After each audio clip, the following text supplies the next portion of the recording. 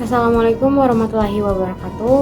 Halo semuanya, perkenalkan nama saya Zafiratul Ahda dengan NIM A321240068. Saya dari Program Studi Pendidikan Pancasila dan Kewarganegaraan, Fakultas Keguruan dan Ilmu Pendidikan, Universitas Tadulako Angkatan 2024. Pada video kali ini saya akan membahas resume saya dengan judul Sistem Ekonomi dan Ketimpangan Sosial dan juga Dinamika Urbanisasi di Indonesia. Karena materi hari ini ada dua, jadi mari kita sama-sama simak video ini. Oke teman-teman, yang pertama saya akan membahas terlebih dahulu yaitu sistem ekonomi dan ketimpangan sosial, yang dimana sistem ekonomi itu merupakan cara suatu negara untuk mengatur kegiatan produksi, distribusi, dan konsumsi untuk memenuhi kebutuhan, yaitu kebutuhan masyarakat.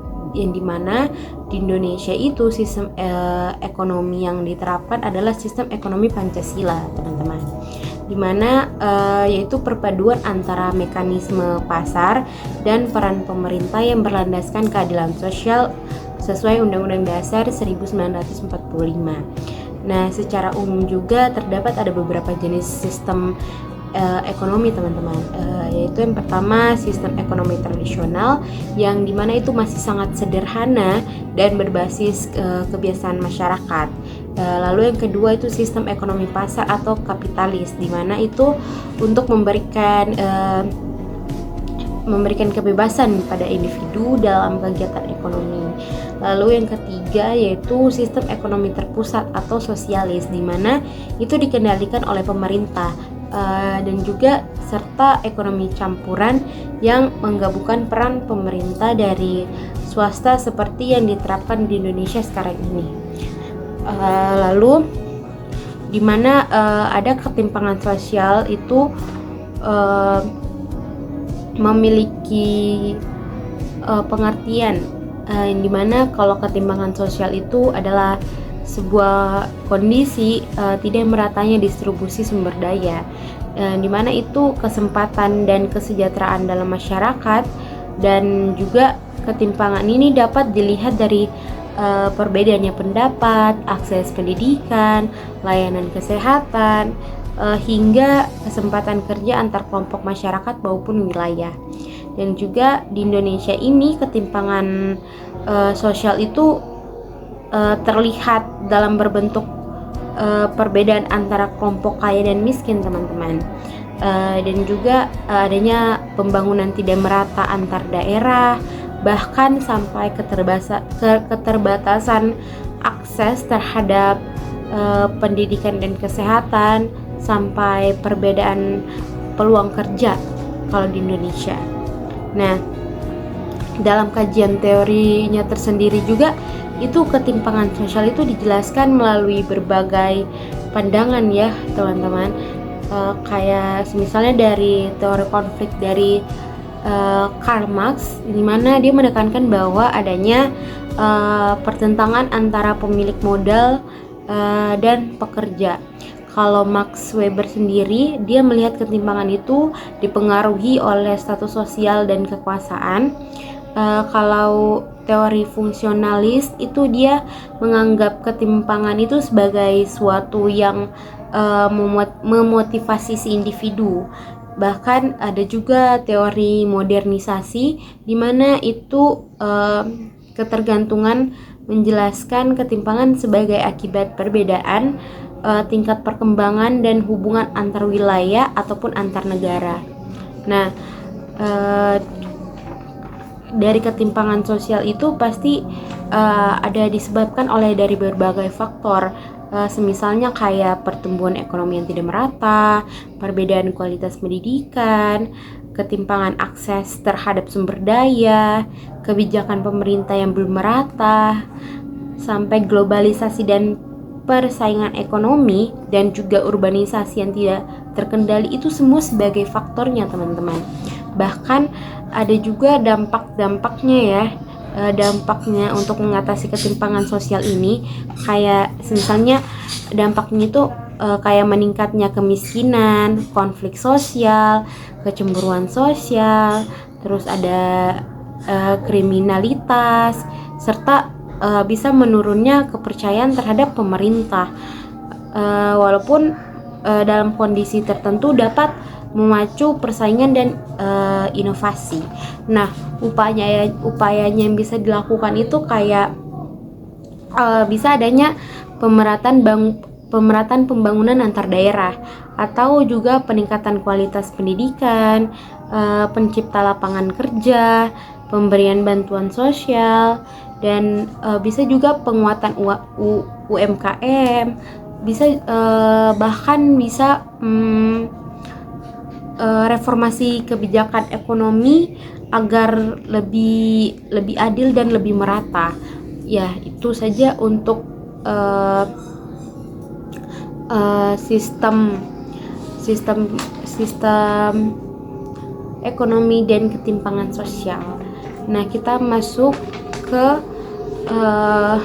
materi yang kedua, itu tentang dinamika urbanisasi di Indonesia.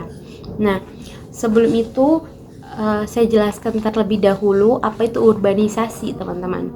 Dimana urbanisasi ini merupakan proses perpindahan penduduk dari desa ke kota, itu yang tidak hanya berkaitan tentang perubahan tempat tinggal, tapi juga mencerminkan perubahan besar dalam gaya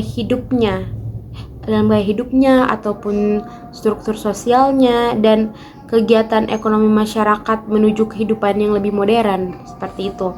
Nah, dimana proses urbanisasi ini sering disebut sebagai urban shift, yaitu peralihan dari masyarakat agraris ke masyarakat perkotaan yang lebih maju, dengan cirinya itu untuk meningkatkan aktivitas industri, jasa, serta pola hidup yang lebih dinamis dan individualis.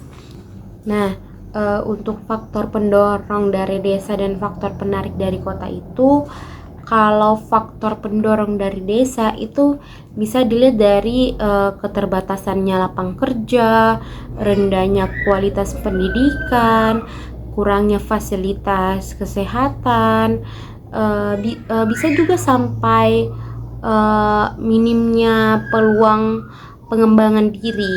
Nah, kalau dari faktor penariknya atau dari kota itu bisa dilihat dari peluang kerja itu yang luas ya, teman-teman. Bahkan juga tingkat pendapatan yang di kota lebih tinggi, terus juga fasilitas pendidikan dan kesehatannya itu lebih lengkap. Nah, bahkan juga gaya hidupnya di kota itu dianggap lebih modern. Terus juga urbanisasi itu kan membawa ada berbagai dampak ya, teman-teman, untuk kehidupan masyarakat itu ada dua sisi ya, teman-teman, dampaknya, kayak dampak positif dan dampak negatifnya. Nah, kalau dampak positifnya tersendiri itu dia bisa mempercepat pertumbuhan ekonomi, bahkan menjadikan kota sebagai pusat industri ataupun untuk perdagangan dan inovasi sendiri. Nah, bahkan juga sampai dimana itu untuk meningkatkan kualitas sumber daya manusia melalui akses pendidikan dan juga teknologi. Nah, kalau dampak negatifnya itu pasti ada ya, teman-teman. Dari melakukan semua sesuatu atau semua hal itu pasti ada dampak positif dan dampak negatifnya. Nah, kalau dampak negatifnya dari urbanisasi ini itu adanya meningkatnya kepadatan penduduk, dan juga bertambahnya angka pengangguran, bahkan terutama itu bagi pendatang yang tidak memiliki keterampilan. Nah, bisa juga munculnya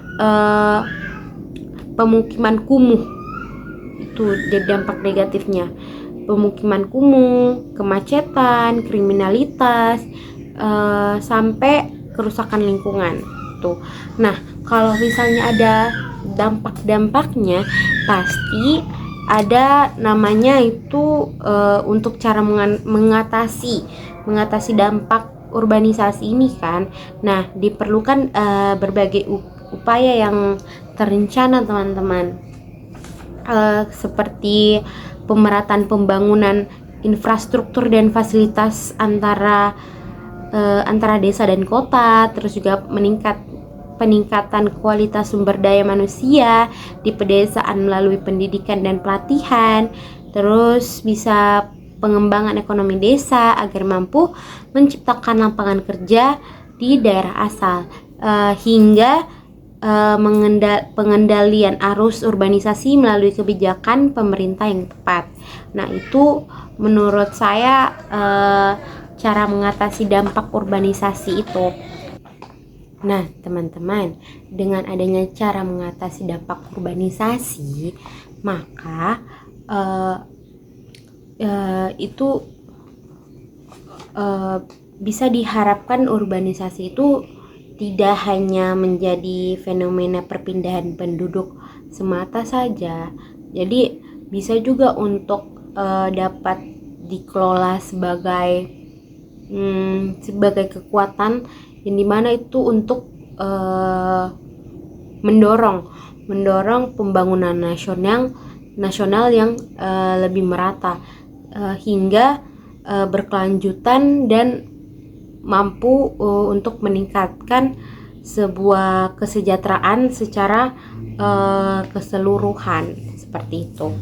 Mungkin itu saja pemaparan resume saya dari materi sistem ekonomi dan ketimpangan sosial dan dinamika urbanisasi di Indonesia.